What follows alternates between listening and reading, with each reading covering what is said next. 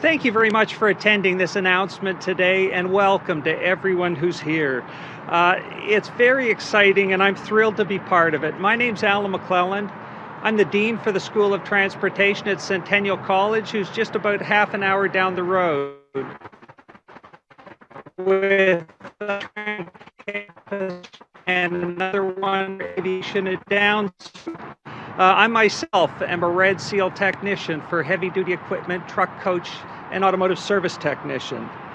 It's great to be here at GP Bikes, who are a real supporter of apprenticeship training. They have somebody who sits on our program advisory committee, and they even have 3 apprentices who are in our current program. With pleasure, I would like to introduce the Honorable Monte McNaughton, who's the Minister of Labour, Training and Skills Development. Well, good morning, everyone. Thank you so much for joining us today. What a beautiful morning it is out here. Alan, thank you for that introduction and for everything that you're doing to get people into the skilled trade, more apprentices certified. And I want to thank Jerry and his team here at GP Bikes for hosting us today. What an amazing family-owned business here with 80 employees, a number of apprentices and journey persons doing a great job serving the local community. It's great to see the work that Jerry and his team are doing to train the next generation of skilled motorcycle technicians. Today, hundreds and thousands of well-paying, meaningful jobs in the trades are going unfilled. These are jobs that do more than put food on people's tables. They offer bigger paychecks, in many cases with defined pensions and benefits and endless opportunities. When you have a career in the trades, you have a career you can build your life and most importantly, your family around. These are careers where you can put your kids in sports and contribute to your local church fundraiser. They are the foundation of strong families and stronger communities. We need more young people to join the trades because these are good jobs. By 2025, here in Ontario, this is where 1 in 5 jobs will be. We're planning the future by investing $1.5 billion over the next 4 years in trades training, nearly $1 billion more than the previous Liberal government. For too long, government, parents, and educators steered students away from the trades. They stigmatized them as dirty and dangerous jobs that were a backup choice for students who couldn't make it into university. This couldn't be further from the truth. Today, I'm pleased to be joined by my friend and colleague, Minister of Education, Stephen Lecce, to announce that our government is investing an additional $90 million to attract more young people into the skilled trades. To guide this investment, our government appointed 3 apprenticeship youth advisors. They held more than 90 meetings with more than 400 participants, including youth, parents, educators, employers, trade unions, and trade partners. I would like to thank Jen, Adam, and Andrew for their tireless efforts, and I'm proud that they're standing with us today, so thank you for everything that you've done. Today, we're not just releasing their report, we're acting on the recommendations. We're unleashing the unrivaled potential of our young men and women early in their lives so that they can find a career they wouldn't trade. First, we're investing $20 million annually to expand the Ontario Youth Apprenticeship Program, where high school students can learn about the trades and start their training. This includes hiring an additional 63 recruiters across 800 schools. Second, we are committing to an annual advertising campaign, including ads aimed at students and their parents. Third, starting next year, we will host skilled trades career fairs all across Ontario to reach more youth. Fourth, our pre-apprenticeship training program will also see an increase to $28 million annually to provide free training, particularly for marginalized youth, women, and Indigenous peoples. And finally, we are simplifying the apprenticeship system with our new agency, Skilled Trades Ontario. This new agency will train journey persons to mentor the next generation, create a digital portal for students to map their path and to track their progress, and break down silos between employers, apprentices, and school boards. Complementing these actions, we're simplifying and increasing financial aid for apprentices. They can now receive up to $4,200 to support them while they complete their 8 weeks of in-class learning and cover the costs for essentials like safe boots and transit passes. Additional support is also available for living expenses like rent and childcare. On the employer side, to encourage them to sponsor apprentices, we're offering up to $17,000 per person for hiring apprentices from underrepresented groups. Before I turn things over to Jen, I want to thank not only our advisors again, but all of those who contributed. We listened, and under the leadership of Premier Doug Ford, we are taking action. Because when you have a job in the trades, you truly do have a job for life. So I'm happy to turn it over now to Jennifer Green, who did such a great job with our youth advisors. So Jennifer, over to you.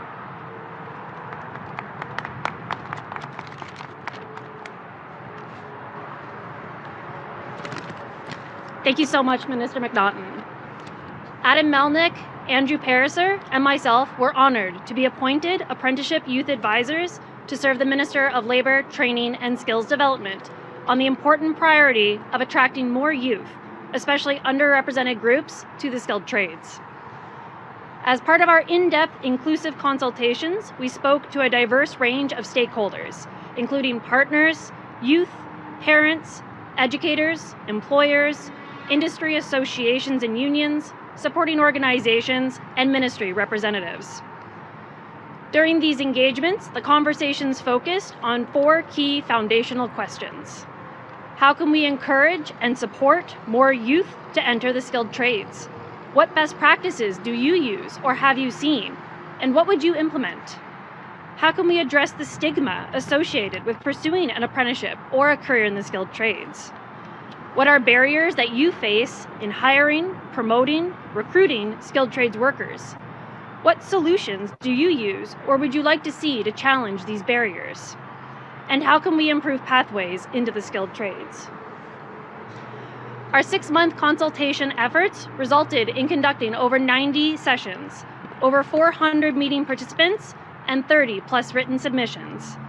An online comprehensive survey was also released for all in the province to be involved, and it received over 5,600 responses.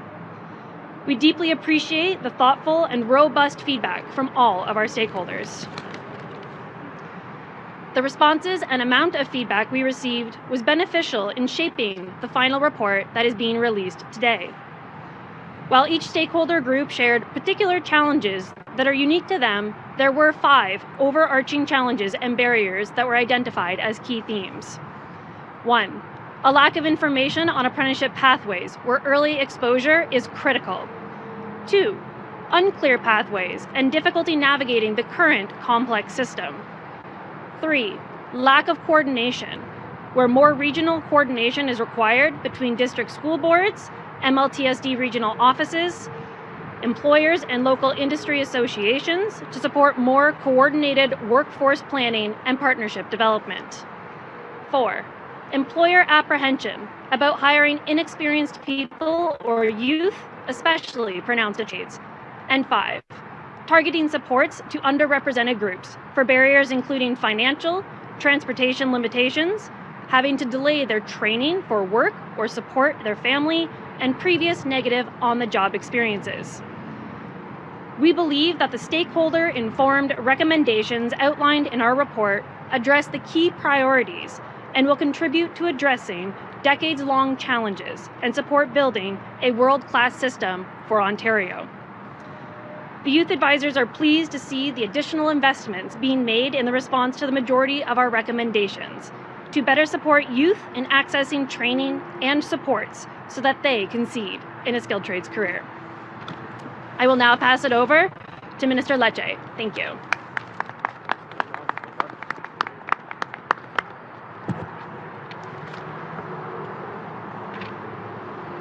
Well, good morning, and thank you so much, Jennifer, for the introduction and for the work of the Apprenticeship Youth Advisors in the province of Ontario. I also want to give a shout out to our host here, of course, GP Bikes, for their welcome, and of course, Minister McNaughton, who's doing wonderful work to support the next generation of skilled workers. As Minister of Education, I'm really delighted to be part of this announcement. I want to acknowledge the hard work of the Apprenticeship Youth Advisors who've worked very hard to provide us with sound ideas to move this forward. And I appreciate the time stakeholders took as well, youth, parents, educators, tradespersons, to help inform these recommendations. The skilled trades are in demand. They represent well-paying jobs that are necessary for our province's long-term economic success.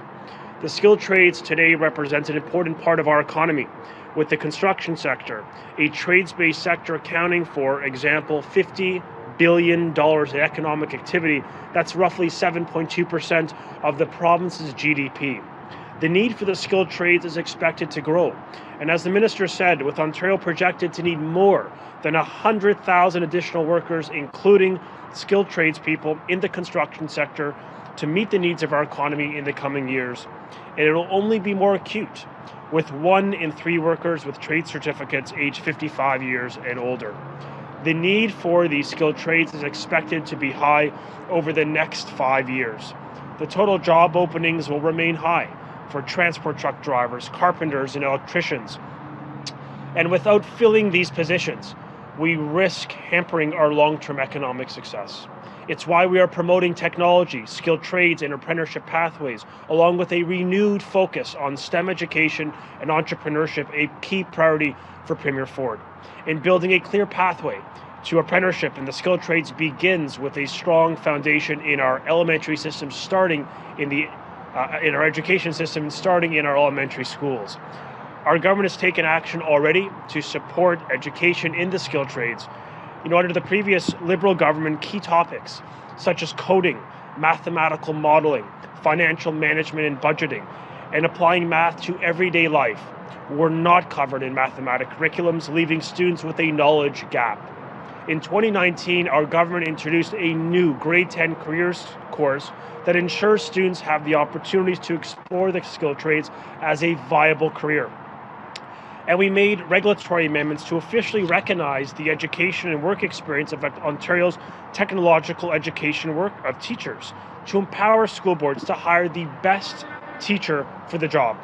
We continue to expand skills programs like the Specialist High Skills Major program, and we're collaborating with great partners like First Robotics and Skills Ontario to ensure students can explore technology, skilled trades, and apprenticeship pathways. But we know there is more to do. The Youth Advisor recommendations builds on our technology, skilled trades, and apprenticeship plan. And as such, we are working on a number of new and existing initiatives to take actions on these recommendations. For example, we're making things more affordable for students pursuing pathways in the skilled trades with a skilled trades bursary program starting this year. We're providing guidance teacher counselors with more professional learning related to the skilled trades. We're working with the Minister of Labour to develop online modules focused on the skills and job readiness needed for a career in the skilled trades.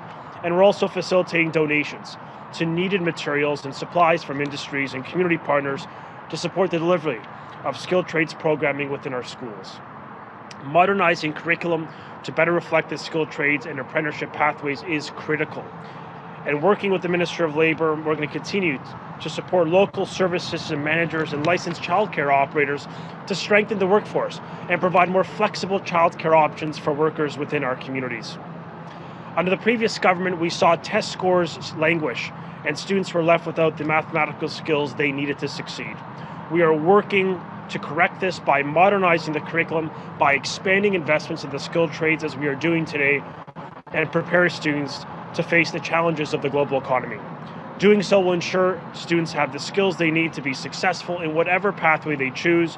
That has been the foundation of our work within our government. And we're preparing students for in-demand, highly skilled jobs that will benefit all of us. So thank you We appreciate this work, and we're looking forward to filling those gaps, 100,000 more workers within our province. I now want to turn it over to Jerry Ordanis, the president of GP Bikes. Thank you.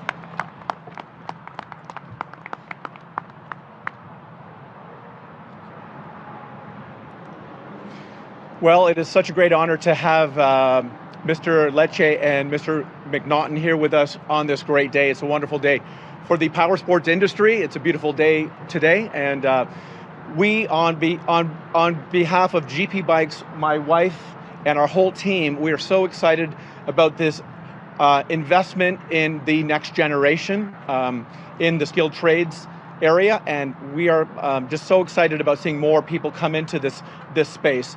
To invest in people at a young age, I believe, is so vital, and we in the power sports industry at GP Bikes, we're just so extremely excited and pumped about seeing new people come into our space in power sports, in our industry, in particular, motorcycle technicians. Anyways, just want to say thank you for allowing us to have this opportunity to be with you and share this exciting news. I'm going to pass it back on to Monte McNaughton.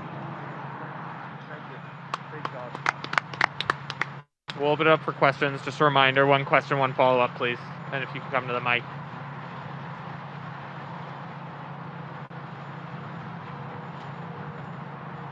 Good morning. Good morning. My question is for Minister Lecce. Hi, Minister. Alistair McNamara, Durham Radio News. We saw a shift in messaging last week from the federal level, with Dr. Tam acknowledging that COVID does linger in the air, making it essentially airborne. Now, we know the ministry provides masks to school boards. Some teachers have been requesting to be able to bring in better quality PPE. They've been rejected, in one case reportedly disciplined. We've asked the boards in Durham. They say it's up to the government. So my question to you, the minister, is will teachers be allowed to wear N95s, their own N95s, now that the feds say it's essentially airborne? Well, first off, in order to improve the air quality within our schools, our government and premier invested literally over $600 million this year alone in improving the HVAC and air ventilation systems in all schools in Ontario. Roughly 75% of our schools have mechanical ventilation. We've improved all of them. Better filters, more often we're changing the filters, we're running the systems for longer periods to ensure fresh intake, air intake is within our schools. We also deployed 70,000 HEPA units to schools right across Ontario and into every classroom without mechanical ventilation. We really lead the country in this respect, so we acknowledge the importance of quality, clean air in our schools, which is why we made those investments ahead of time. We provide quality PPE to our education staff and to our students. 3-ply masks, which are consistent with the Public Health Agency of Canada's guidance. We continue to follow the best advice of the Chief Medical Officer of Health with respect to PPE. The science will guide our decisions. If at any time they recommend elevating the mask quality, we will do so. But any questions with respect to access to PPE really are guided by the Chief Medical Officer of Health and the broader evidence and recommendations he provides Cabinet with respect to keeping staff and students safe. All right, thank you. Thank you. Minister Lecce,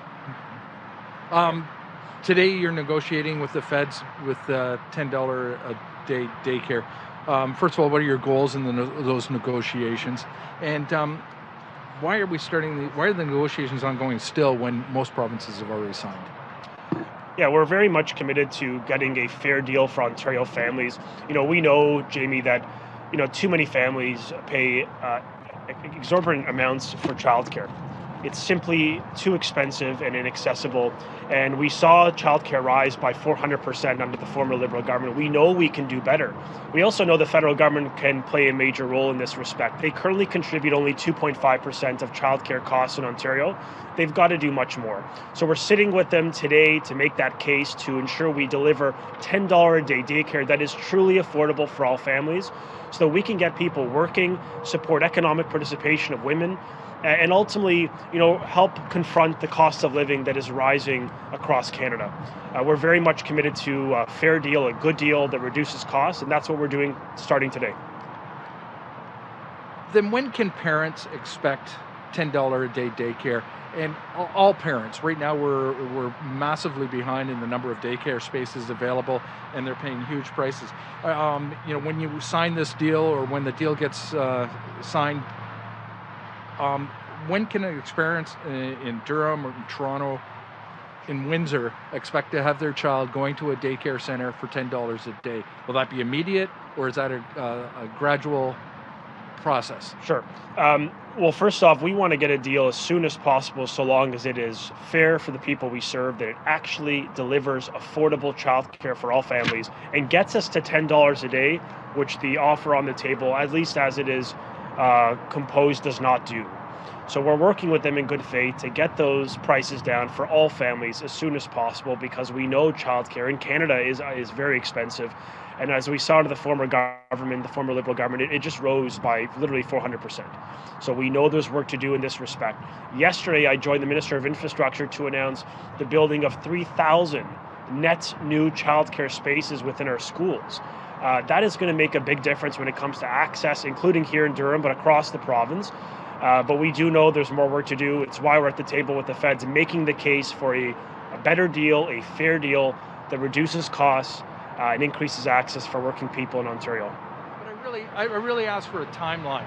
With respect to the deal, I mean, the federal program in year one would reduce prices by 50%, effective year one of that deal, and then reduce thereafter down to $10 a day. We want to make sure that prices come down for all families. We want to see $10 a day delivered for moms and dads in Ontario. It is too expensive for too many families, and the Premier is committed to getting a fair deal, take the time, work with the feds, and land the best possible deal for the people of this province. Tim Kelly, Durham Region News. Hi I there, wanted Ken. to ask you, Stephen, the number one question parents have for our education reporter is, how can I keep my children safe in school? Because we continue to have outbreaks at Durham Region schools. Schools have even been closed, and the concern they have is, what can I do? What should I do? Should I keep my children home, or should I continue to send them to school? What advice would you have for those parents? Should they get their children vaccinated? Should schools do a better job of making sure that kids are safe or safe in school? What would you tell those parents? Well, first off, I'd thank parents in Ontario for shouldering a disproportionate burden of this pandemic. They work very hard. They're committed to their children's safety, and we wouldn't be here today with 2 million kids learning if not for their great collaboration. The first off, I'd encourage vaccinations. 81% of our students 12 to 17 are double dosed. That's making a big difference in protecting our high schools. It's allowed us, with the support of the Chief Medical Officer of Health, to return to normal semestering for those kids come February. What I'd also encourage is screening of their children before they go to school, to make sure that any symptoms, that they keep them home. We have expanded testing for those very parents to make their life easier, because we know there's a lot of pressures on them right now. So we've expanded the PCR take-home test to all families in Durham, yes, but really in literally every community, small and large, of this province, where you can take a take-home PCR test for a symptomatic purpose, or if you're a close contact, asymptomatic case. In addition, we just announced, I guess a week or two ago, with the Deputy Premier and the Chief Medical Officer of Health, the expansion, the first in Canada to provide take-home rapid antigen tests, a kit. 5 tests for all families over the holidays to reduce the pressure on parents and just to make sure these kids can get back safely in January following the holidays. We know that there's, that schools reflect the community. The Chief Medical Officer of Health really believes the layered approach, the ventilation improvements, the PPE inside, the screening before the kids enter the school, the doubling of the public health nurses, and more staff, 2,000 more staff hired in our schools to improve custodial cleaning, more staff for teachers to keep those classroom sizes, and all of that is ensuring today that literally 8 and 9 elementary schools do not have an active case, and 5 out of 6 high schools do not have any active cases. We're taking nothing for granted. We've stepped up the testing by design. We know the winter months could mean higher cases, and we're being very cautious on the way forward. In fact, we just strengthened in elementary schools some of our protocols dealing with lunches and large assemblies, just to be cautious until that vaccine could really roll out for young people. And I'll conclude with a plug for the vaccine. Yesterday we saw saw kids, the Mayor of Toronto, the Deputy Premier out highlighting the first young people in Canada to get vaccinated. It's a decision parents will make, but we definitely believe it is safe, and it can be an incredibly effective intervention to make the schools more normal and make our communities more safe. Thank you very much, everyone.